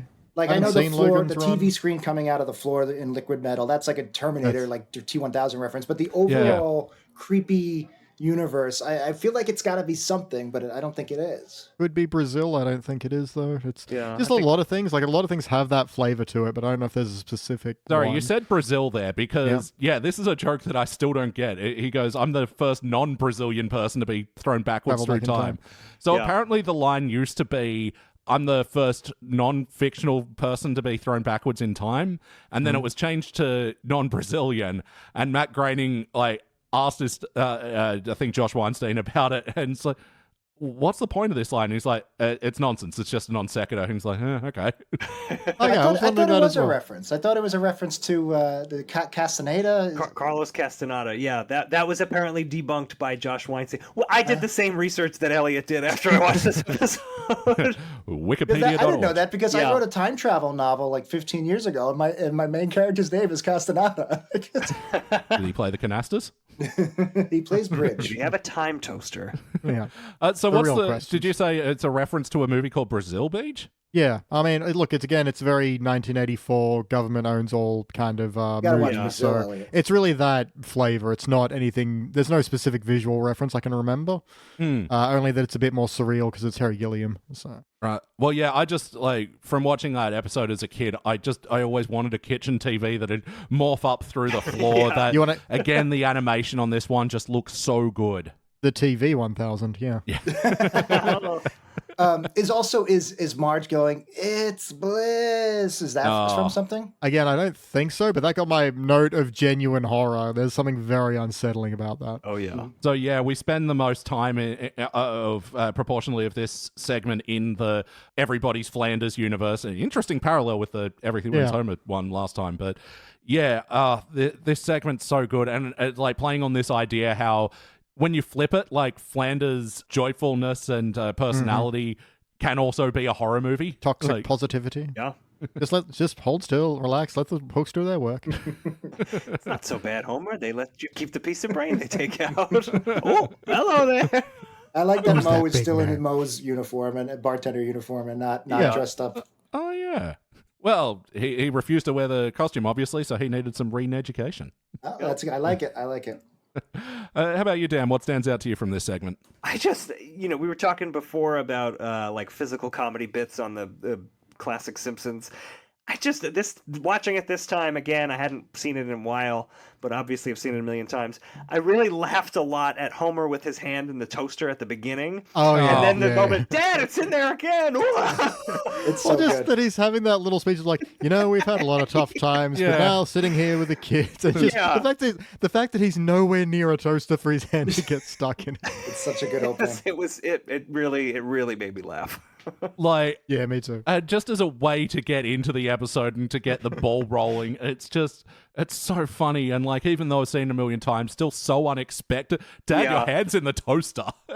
And after all the screaming, he takes a few big breaths and sighs when the situation's over. Like, it is just perfect pacing to set that up. If I ever end up at a Simpsons costume party, I think I'm just going to have to find a way to put my hand in a toaster. Oh, that's great. I'm surprised nobody's ever done that. Find a way. Just put your hand in a toaster, Beach. Yeah, but all night? It's like that. Do you guys have this over in the States? Edward Schooner hands? It's something that's sometimes done at milestone birthdays where the birthday boy or girl will get a beer glass duct taped to their hand. Taped onto their hands. Yes, we have that. I've done that. Well, I went to a college that didn't have frats, so... Edward 40 hands is what we call them, at least. Because it would be two 20-ounce malt liquors in your hand, so you're holding 40 ounces all night. My poor mum, for her 50th, my brother did that to her, but like taped a wine glass to her hand, and she got smashed on Prosecco that night. Oh, man. Happy birthday. What about you, Jack? What stands out to you from this one? There's two things I've always laughed at, but I don't know, for whatever reason, it got to me like even more than usual this time. And I've said on our show repeatedly that I love animal animation, and the dinosaur world, when he goes, every time he's back in time, is so beautiful, so gorgeously animated. I forget what Homer says. Am I doomed to live this forever or something? And then there's like a really slow moving sloth, and he just goes, and like, it just makes me like, I don't know what, it's just so good. And like, that's something that I don't know if from other points in the show, that is such a thing that it's one of my everydayisms, is that I always do that. I don't know. Yeah. And another line that I've always thought was great, but just extra appreciated at this time, is how good Homer think of the advice your father gave you on your wedding night. And it's, if you ever travel back in time, it's like, why would that be your advice? It's such a good joke. So good.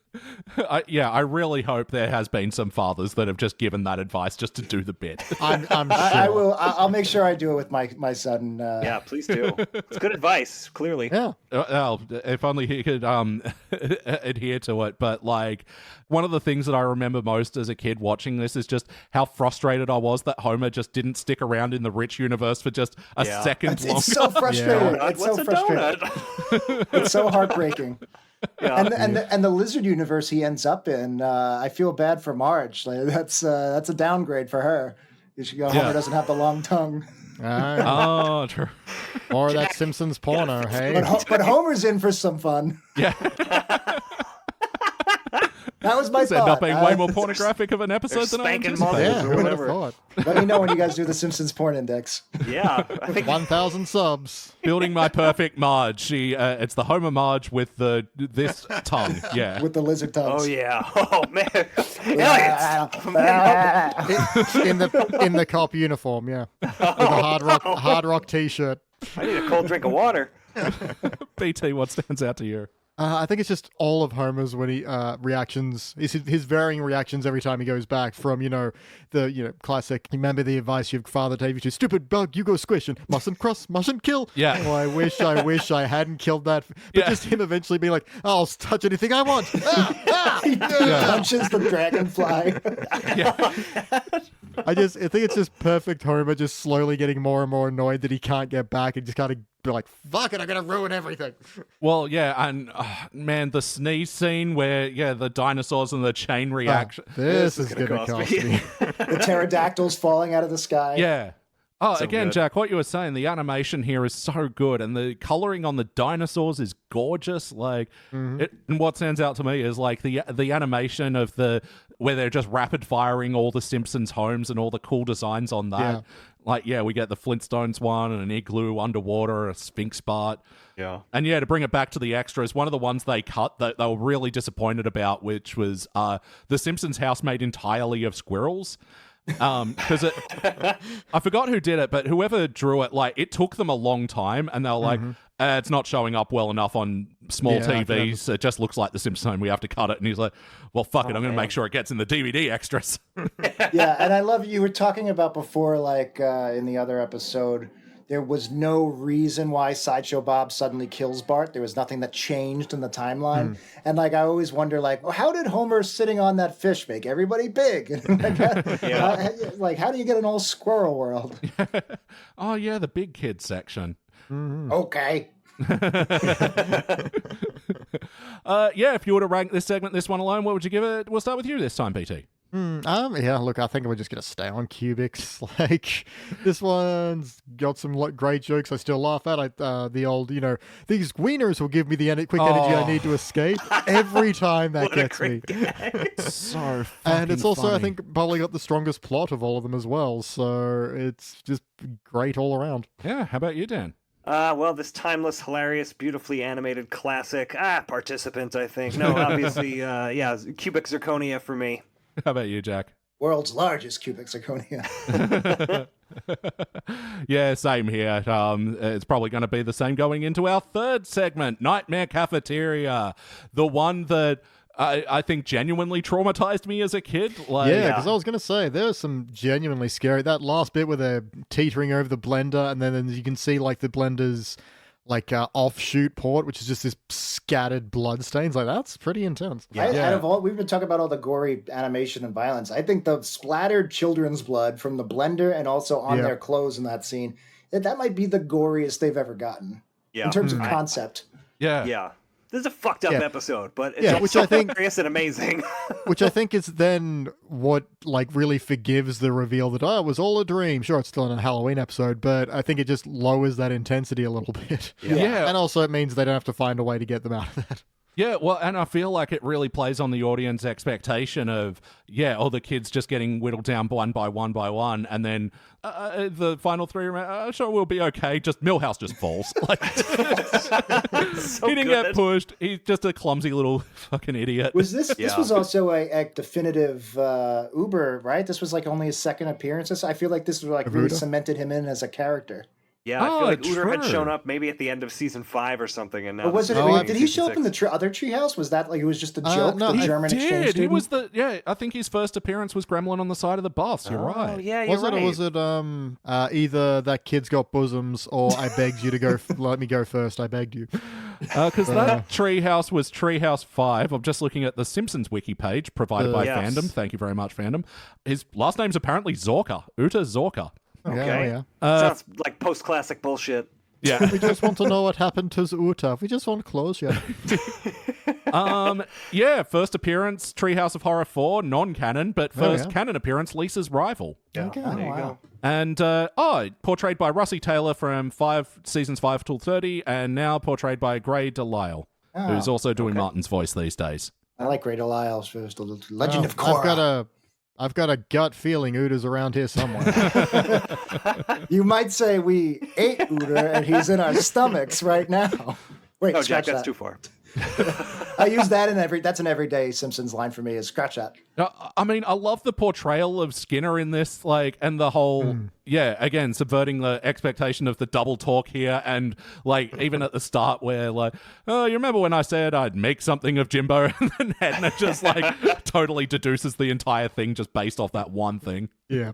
And even just the animation of the teachers, like, just gradually getting bigger as they consume the entire student body. It's just like, it's so good. An early Skinner line I really liked is, when they're like, the detention's overcrowded, this continues, there'll be an explosion of unacceptable behavior. That's very Skinner before we get to very un-Skinner behavior. Oh, and then, one of Nelson's little lackeys from season 1, I don't remember what he says, but then Skinner, well, you should have thought of that before you made that paper airplane. The other thing is with this one, like, there's actually a lot of, like, off-model Skinner here, but I actually think it works because it's, like, it makes it a bit more unsettling, like, as the villain of this story, I noticed he's smiling, like, I think it's just they didn't bother animating him or put much thought into it, but when he hits Willie in the back with an axe, he just has, like, a regular Skinner smile. Yeah. But that makes it very unnerving. Like, it's like, what if the principal decided to just start killing and eating children? And Willie's follow-up line of, I'm bad at this. Poor Willie. Oh, yeah, forgot to mention in the other segment, Matt Groening says it all the time that it's his favorite line read from the this season, which is, Maggie going, this is indeed a disturbing universe. And forgot to mention as well, one guest star of this episode, James Earl Jones as Maggie. Of the many people that have voiced Maggie over the years. That's true. Elizabeth Taylor to James Earl Jones. You wouldn't want that line by Elizabeth Taylor. Come on. This is indeed a disturbing universe. Good work. Who haven't I asked yet? Dan, what stands out to you from this one? Oh boy, we kind of hit on all of it, but just how unhinged Skinner is by the end when he's just like chasing them, and he and Lunch Lady Doris, and they're just like salivating at the thought of like eating Bart, Lisa, and Milhouse. Yep. It really like I have a memory of the episode ending when I watched it the first time when it was originally airing, and just feeling unsettled, like until the X-Files came on or something. Now for some nice calming X-Files. Yeah. Sorry, I just saw my note of great F meat ingredients, mostly circus animals and some filler. Amazing. And the unsettlingness of the end as well, like, because they do that really unique camera angle of like pointing up power shot of Skinner as he's like leering over, but they never draw Simpsons characters in that like 3/4 diagonal up. So again, like, looks really unsettling as he's drooling over him and going towards Bart. Just amazing. Eat your shorts. Did I ask you yet, Jack? What stands out to you from this segment? Two things. It took me a long time, until my 30s probably, that I realized it was a pun, Nightmare Cafeteria on Nightmare Cafe. Oh, okay. I don't know this. Yeah, it never clicked with me. And then just to reiterate, I literally wrote down unnerving. Like that's the word. And it just always, it was like I was always just not scared, but just watching it as a kid, there was just something, and it's not my favorite segment. It's not my favorite Treehouse vignette. It's not the funniest. In fact, I always thought as a kid it was kind of not funny in terms of like number of jokes. But I would say it's probably a quintessential, like, that is what Treehouse of Horror is this. I would put it up there with the haunted house one in the very first one. Where that's like a genuinely scary one. Homer Cubed also kind of has that unsettling vibe where just everything feels off, especially the end when Homer's trapped in the real world. Yeah. So I just it's not my favorite, but I think it might be one of, if not the most successful of all the Treehouse vignettes. Oh, in terms of scariness as well. Yeah, for sure. But this is also one where, I think Jack and I have been critical sometimes of big musical numbers on The Simpsons. They kind of needed that after this one, because you just saw all of the children of Springfield like killed. You see blood everywhere. Bart and Lisa presumably fell and died. And it's like, maybe let's go out on something a little fun. And they get away with it because they are Inside Out. It is a very gory. Right. I don't know why Marge's hair has organs. Extremely gory in itself. It's a fun little like one chorus line of people. Yeah. You gotta love. Let's tone it down a little bit by having the whole family turn inside out. Exactly. And the Foley work on there. It's so squishy and squishy and but it's like ratcheting up that kind of like icky factor, but also like, we're having fun here, it's just a show. Like that gas that turns everybody inside out. Yeah. Which is also just a great gag, too. Yeah, it's seeping in. It's that exact meeting point between like gore and slapstick, the whole splat stick kind of angle to it, where it's just so over the top you have to kind of find it funny. Yeah. But again, it's playing with the expectations as well. Oh, it was all a dream. No, it's not. Like, they're all dead anyway. BT, anything else to say about this segment? Look, the part I really liked is, because there's always the thing in most of these kind of horror movies where it's like, why not just go to an authority or go to a parent or something? And the fact they do go to Marge, it's like, you're 18 now, you need to start fighting your own battles. You go march right up to them and say, don't eat me. Just for a perfect dismissal of why they don't just stop going to school or anything like, logical. Yeah. It was my other favorite Killer Marge line in this as well. Like, delivery as well, and then just, it tracks with like her reasoning. Try to reason with the bully, try to just talk to them. It's like you'll find out you're really not so different. And the other thing I love is just I've never seen an egg beater look more threatening than when Doris has it. Yeah. It's just lauding so I was even thinking that it's everything around it that's so threatening that the egg beater is like the least threatening thing. It's like, that's might hurt a little bit if you get a finger caught in there. Yeah. I don't think I ever noticed, this might have been the first time I noticed that the giant children blender is also a Hamilton Beach. Yeah. What is this joke? It's like a big kitchen appliance brand. Yeah. Okay. But they also, it's not just Doris with the egg beater. Like, the music has just built to this, like, dun, dun, dun. Like, it's just very, like, epic. Like, it has built to this moment, and it's just, great. Oh, wonderful. All right, if you were to rank this segment alone, what would you give it, BT? I mean, it's a lesser cubic, but it's still, again, I agree that it's not the funniest, and it's not maybe the strongest in terms of story, but it is in terms of the horror aspects of that unnerving feeling of what aspects actually genuinely scared me of these episodes when I was a kid, is that it took something familiar and made it just wrong enough outside of all its parody aspects. Yeah, so for that, it becomes just an icon unto itself. If someone had said they hadn't seen it, I'm like, well, you got to see this one. Come on. Yeah. No, same for me as well. Cubic just lands the horror aspect so wonderfully that, it makes up for the lack of joke. But, I mean, there is still good jokes. I mean, eat a stick of butter for homework. Like, How about you, Dan? Yeah, Cubic Zirconia, the weakest of these three in so much that, it's like 9.9, 10, and 9.8. How about you, Jack? I will give it my third cubic of the day. What's cubic cubed? What's 3 times 3? 700? Well, I think this is a good indication of what's going to happen in the final rankings. What would we like to give the overall ranking for Treehouse of Horror 5? We'll go the other order this time. We'll start with you, Jack, this time. I'm going to have to say cubic. The old CZ. Yep. How about you, Dan? I want to make like exciting podcast here for your listeners. Like, what's Dan gonna vote? But Cubic Zirconia. This is a top, certainly a top 20 episode of The Simpsons, if not a top 10. Yeah, it's my favorite Treehouse of Horror. Yeah, I mine as well. Stiff competition from the previous years, Treehouse 4 with Gremlin and Devil Flanders and Vampires. all that. Yeah, but this is my favorite. BT. Yep, I'm going to stick on the, cubic plus cubic plus cubic equals cubic. And just other things I kind of meant to, like, I wish I'd paid more attention and wrote more notes down of terms of direction and staging and shots, because there's a shot in the final segment I forgot to mention where it's that overhead one with the 3 kids sitting in the back of the room, and then every other desk is empty. Yeah. And there's something just very unnerving about and just artful about that shot that really sells what's happening. Even if you had only just tuned in, you pick it up immediately. And it's also, got that unsettling nature of it. So, it's for the pure artistry, which is something we don't get to say about Simpsons a lot. There was nothing in the previous Halloween that I felt even approached being scary. Yeah.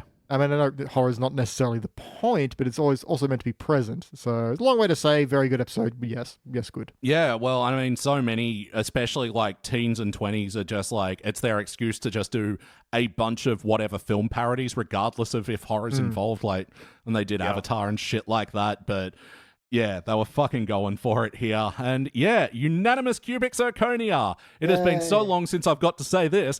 We are giving this episode the Simpsons Index Award for Outstanding Achievement in the Field of Excellence. All right. All right. I almost didn't remember the bit. The Treehouse of Horrors. It is the 4th Treehouse of Horror that we've given a unanimous cubic. We also gave that to Treehouse 2, 4, and 6. Who do we appreciate? Those episodes. I just wanted to make sure before we ended, there was something we didn't talk about, which was the opening. And I don't think Marge in front of the red curtain. Yeah, Marge in front of the red curtain, and then what is it, an Outer Limits parody or something? Limits, yeah.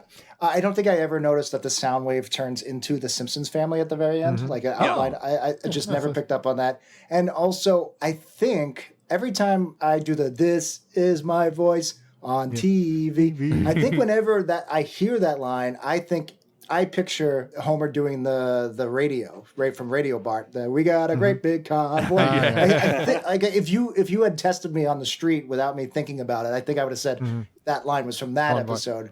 But it's a great line. Yeah. So, listeners, if you see Jack, test him on the street. Where was that episode from? And also, this is one of the rare examples of Simpsons using live-action footage that works. Ah, true. Because it's the meta joke within, Marge saying, they've actually decided it's so scary, we're going to now watch 200 Miles to Oregon instead. And then just cuts to that for 3 seconds. No, because, so often, especially in the new era, they'll just use a bit of, like, IRL TV footage, like, for not a joke.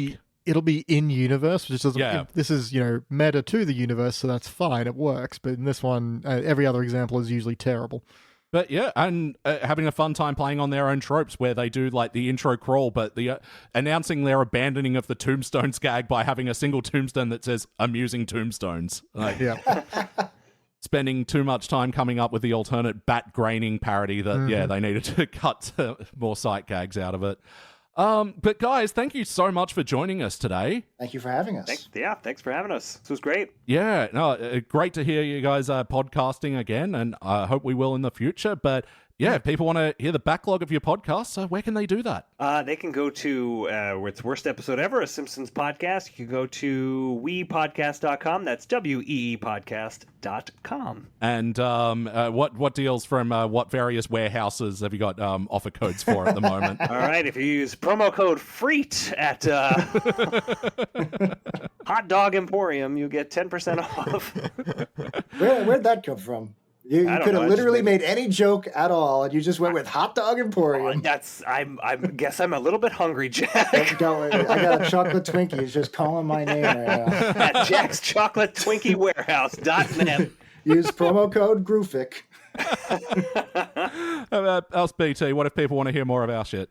Look, we've alluded to the Patreon, where you can listen to shows such as DVD and Extras, where we review the extra special features on all the DVDs and find some hidden gems and little oddities and things like that. Or if you're a cheapskate who doesn't want to pay for things, you can check out on any of the free podcatcher apps starring Springfield, the show where we review movies that star the cast of The Simpsons. And there's a whole just mess of variety there. It's wonderful. I'm a big fan of that show. Yeah, have you guys got some favorite movies that feature Simpsons people in them? I love Maximum Overdrive. The Stephen. I don't know. I know Stephen King was like coked out of his mind and doesn't think fondly of that era, but I think he did a really good job as a director, and I kind of wish he had done more. He had like ATM called me an asshole.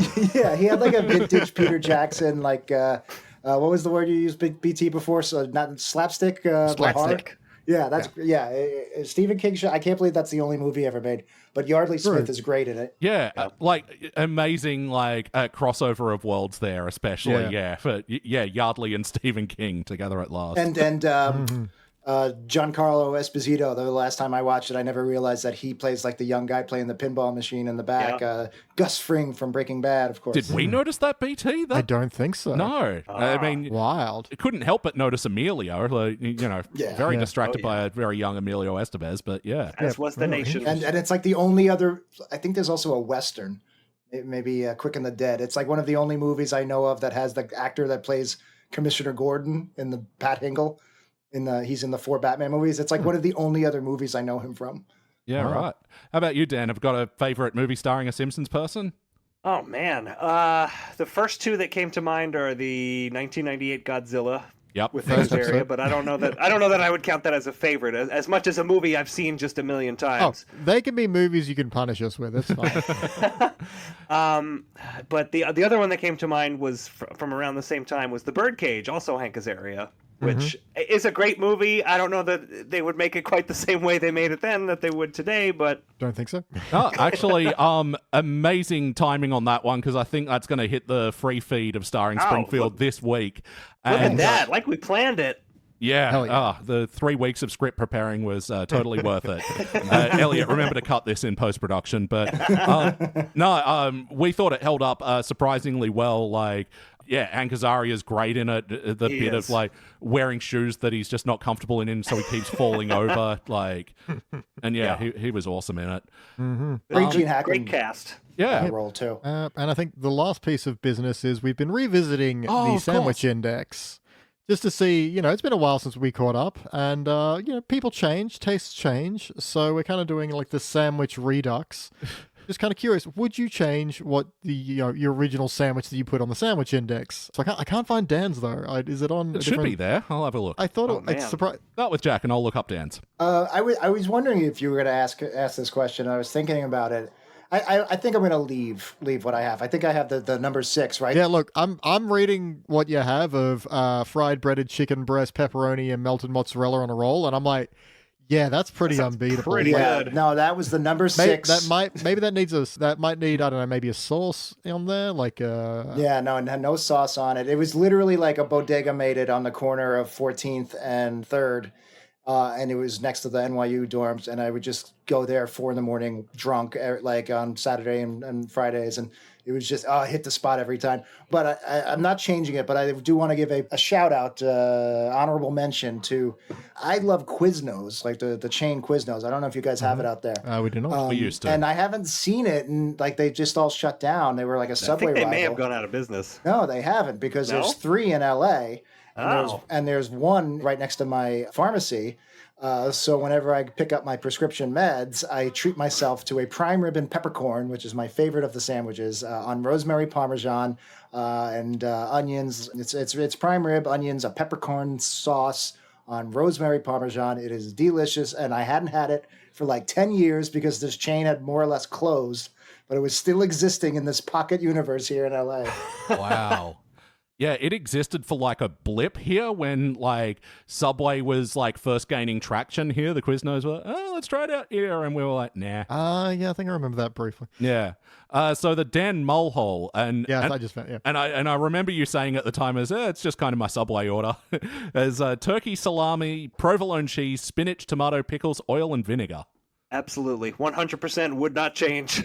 That's what I like. I finally found a deli out here in LA that uses oil and vinegar on an Italian sandwich. Every other one uses mayo, and I love that's disgusting. I love mayo, but an Italian sandwich is oil and vinegar, no mayo. Yeah, 100%, Jack. I'm right there with you. I actually remember when you first said that. It was soon after someone else had said oil on a sandwich instead of butter, and that's a game changer. Like, it's so good. And I like it slathered on there. Like, give me lots of vinegar, lots of oil. Like, I want to be swimming in it. Swimming in vinegar. That's it. Well, yeah, dinner time for you guys. Approaching brunch for us. Let's get out of here and get some fucking sandwiches, I reckon. All but right. Let's do it. Look, once again, thank you so much, guys, for joining us today. This was an absolute blast. Honor. We love being here. Love every single time. It's a blast. And we don't make as many episodes anymore. So, like, I'm always happy that you guys have been there for our listeners, and I'm always every chance I get when people are like, listen to a Simpsons podcast, I'm like, I genuinely think you guys do it way better than we do. Come on. No, I do. You came up with a perfect format. You guys are knowledgeable. You're professional. You remember to say the writers of the episode. There was very little tangents about bus stops. We remember to mention our sponsor, Fuck Warehouse, and every available. No, there are many Simpsons podcasts out there. I genuinely think you guys are the best. Oh, thank you so much, man. That means the world. But yeah, let's get out of here. All right, that's been Dan. What? Wait, what? Were you calling on me? What just happened? His catchphrase. That's been Jack. Hey, how's it been? God. Like I said, you guys are a much better podcast than we are. Cut all this. And that's been PT. This is indeed a disturbing universe. It is. And I'm Elliot Jay O'Neill. That's all the mustard in the house. Haunted house. In the haunted house. That's a treehouse line. Anyway. Thank you for listening to the Simpsons Index podcast, which is also an online spreadsheet available at thesimpsonsindex.com. We're also on social media. You can follow us on Blue Sky, Instagram, and on Threads. Links for all that and more are down in the show notes. Lastly, please consider giving us a 5-star review on the podcasting app of your choice. If you had a podcast, we'd give you a 5-star review. And now please stay tuned for the bonus scenes! So to sync the audio, we do a little counting game, and basically, we just count in order. I'll go 1, Beej will go 2, let's say Dan will go 3, Jack 4, and we just do... Pardon? Spider-Man 3, Yeah. Peter 3, whatever the line is from the movie. Never mind, don't worry about it. I'll be 4. We just do that twice, and then I'll have the audio sunk. All right, ready? Cool. Here comes the first number. 1, 2, 3, 4, 5, 6, 7, 3. 8. Close enough. You threw me off. I didn't expect 5. Yeah, man, this game gets advanced. Oh, man, a counting game. No one said there'd be The homework. counting game is one of the many things, actually, that we stole from you guys in our own show. We stole it from One Good Thing, another podcast. Yep. I listened to their final episode yesterday. It's, that bittersweet ending. Oh, yeah. They were a podcast that reviewed bad movies and had tried to at least find one good thing about them. Oh, sure. That's a good idea. They, for their 400th and final episode, revisited Batman v Superman, Dawn of Justice, Extended Edition. Which was their first episode. So. Yeah. Got it. And they said there is no good thing. I don't know, that bit where he said Martha was pretty funny. Yeah. When Holly Hunter drank that pee, it was really great. Did that actually happen? I haven't seen this movie for a while. It's on the desk. It's implied, but it's there. Yeah. I can't even remember why that happens. I have no idea why. I just watched it not that long ago, too, and I don't remember. Why? It's got something. Lex Luthor says a line like, it's like peach tea, but it's actually piss. And then later on, it says peach tea written on it. Yeah. But it's like, I don't know. Maybe that crafty Lex Luthor is at it again. I love imagining in any movie the parts moving in the background that you don't see. So he's like hands an intern a jar of piss. He's like, all right, I need you to take this to the courthouse. I need you to sneak in, get all the way up to that little podium, then put it right when Holly Hunter. Make sure no one sees you. They'll take it away immediately. It's like, and there's just some guy's like, fine. I'm doing this for college credit. Mr. Luthor, it smells pretty bad. Just do it. It's like, yeah, I've got a lot of medical problems. What do you want? I created Facebook, damn it. Yeah, in Batman v Superman, Dawn of Justice, Otis is a 22-year-old science intern. Do you guys need to take an actual break here? Everyone all right? I'm good. I'm good to go. I left a chocolate Twinkie on the desk, and I'm just making my mouth water. I'm just like looking at it. But all right, Twinkie break, everybody. Enjoy your snack. No, I can wait. That'll be my prize for getting through the podcast. While we're waiting, can I ask, does this have any post-production? Does it use AI to help you edit the podcast? It does, but I've found it very dodgy. Dodgy AI. Even just doing something simple like trim the silences, it's not that great at, and we'll take out breaths, which you need. Mm-hmm. And the end result is also very clippy. You get a lot of unpleasant audio stuff. So yeah, like a lot of AI at the moment, it's not quite ready. It's not there.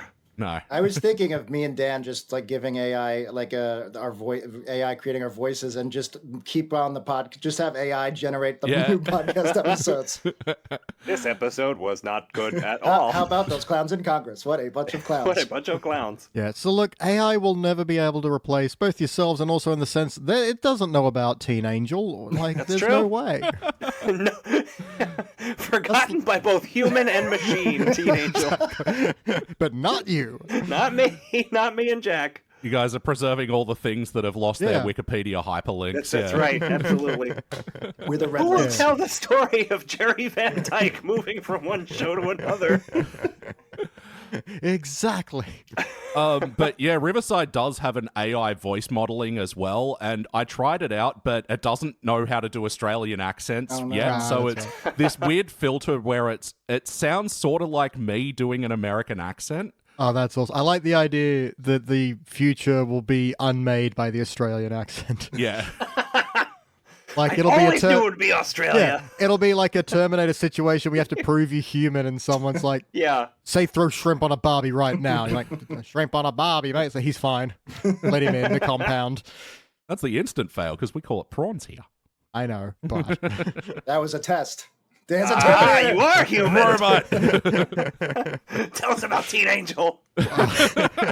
We'll just click the I am human box. Yeah.